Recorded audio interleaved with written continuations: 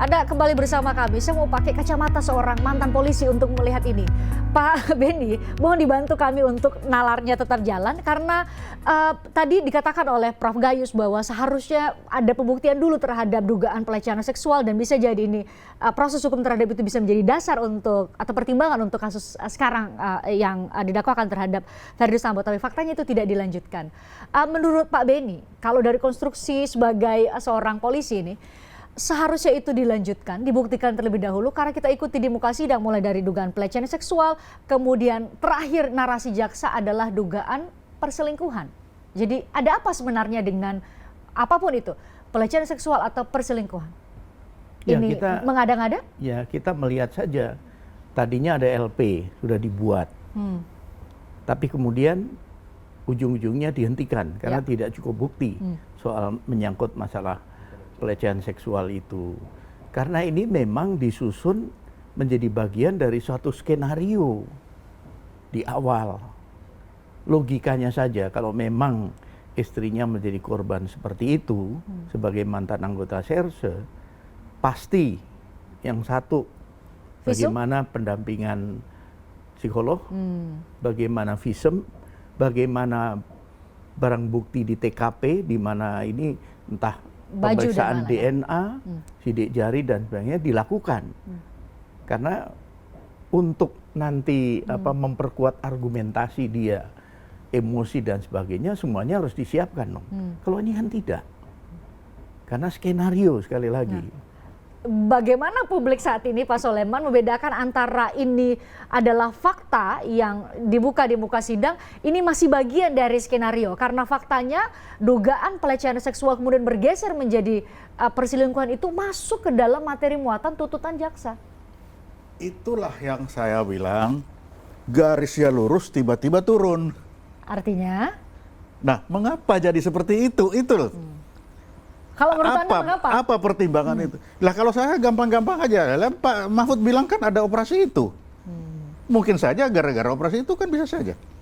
Walaupun bisa itu menginjak-injak logika publik, misalnya dari mana kemudian bergeser dari pelecehan seksual kemudian menjadi perselingkuhan? Nah, justru itu dari pelecehan seksual yang merupakan skenario yang sebenarnya tidak ada kan skenario. Tiba-tiba muncul perselingkuhan menurut jaksa. Lah ada apa jaksa kok misal maksudnya kok bisa jadi perselingkuhan? Tidak pernah ada proses hukum kan ya? Itu pertanyaannya mengapa? Lah itu pertanyaannya dengan itu ketemu mengapa? Eliezer juga mengapa? Jadi ada mengapa yang terjadi. Nah kalau mengapa itu kalau gambaran saya yang lurus-lurus kok tiba-tiba turun ini mengapa? Ada itu. Nah apakah pengaruh apa? Nah, kalau saya kaitkan dengan pernyataan Prof. Mahfud, nah, apakah akibat dari itu maka ini ada perubahan? Nah, kan bisa yes, bisa no. Patut diduga kalau bahasa nah, ya, patut diduga kan? Tapi itu kan adalah fakta yang kita lihat saat ini. Bagaimana pelecehan seksual yang merupakan skenario. Kalau skenario berarti itu tidak benar. Lalu tiba-tiba menjadi perselingkuhan. Kita kaget sendiri lah, kok kenapa jadi perselingkuhan? Mengapa kok tiba-tiba jadi seperti itu? Jadi memang ada tanda tanya yang muncul. Padahal sekarang sudah sampai tahapan pledoi ya. Seharusnya ada fakta-fakta di muka sidang yang seharusnya ini kan tidak muncul. Itulah. Nah karena ini dikaitkan dengan Pak Mahfud, ya itulah terjadi. Ini jangan-jangan memvalidasi pernyataan Prof. Mahfud itu. Nah, itu. Pak Kamarudin, kalau menurut Pak Sulaiman Pontus sampai sekarang masih ada mengapa pun tahapan persidangan sudah sampai tuntutan hingga saat ini Pak Kamarudin. Baik, jadi ada disebut namanya hubungan antar lembaga. Hubungan antar lembaga itu dikonstruksikan harus selalu baik. Ya. Ferdy Sambo ini tentu sangat diperhitungkan di institusi kepolisian sebagai kadif propam. Tentulah banyak sekali orang-orang dia yang pernah ditolong sama dia, orang diselamatkan sama dia ketika melakukan suatu pelanggaran disiplin atau kejahatan dan sebagainya. Nah, sehingga orang-orang yang pernah menikmati budi dia, tentulah mereka bergerilya bagaimana supaya Ferdi Sambo ini mendapatkan keringanan, demikian juga istrinya Putri dan atau timnya.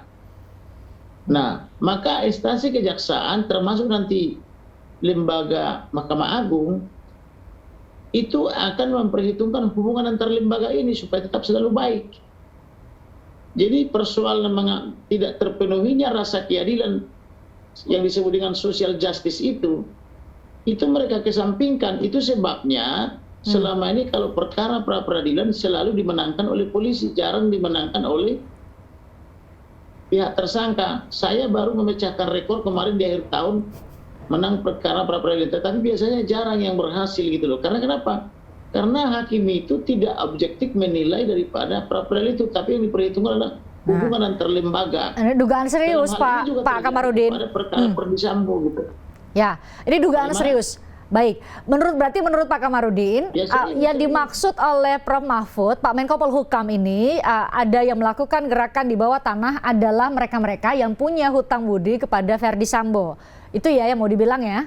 Betul, dan mempunyai kedudukan yang sangat hebat di kepolisian, yaitu jenderal-jenderal. Jadi karena dia jenderal, tentulah diperhitungkan oleh institusi Kejaksaan Agung, demikian juga nanti Mahkamah Agung, kan begitu. Nah, ini dugaan serius lagi nih Pak Beni. Tapi terima kasih, saya sudah habis waktunya. Banyak sekali yang mau kita bahas dari sidang ini. Ini mencerminkan bagaimana publik tidak habis-habisnya membahas mengenai apapun yang terjadi di dalam ruang sidang, dibahas di media sosial, dibahas di ruang-ruang publik untuk jadi pembicaraan mereka. Prof. Gayus, terima kasih. Pak Kamarudin, terima kasih. Pak Beni, terima kasih. Pak Sulaiman Ponto juga terima kasih. Kita ikuti, berarti tahapan selanjutnya bisa jadi adalah replik dan duplik, sebentar lagi mau putusan. Nah, itu yang kita coba nantikan bagaimana hakim bisa memiliki kebijaksanaan untuk memutus dan memenuhi tadi ada dua ya, justice, keadilan secara hukum dan keadilan secara sosial di satu sisi.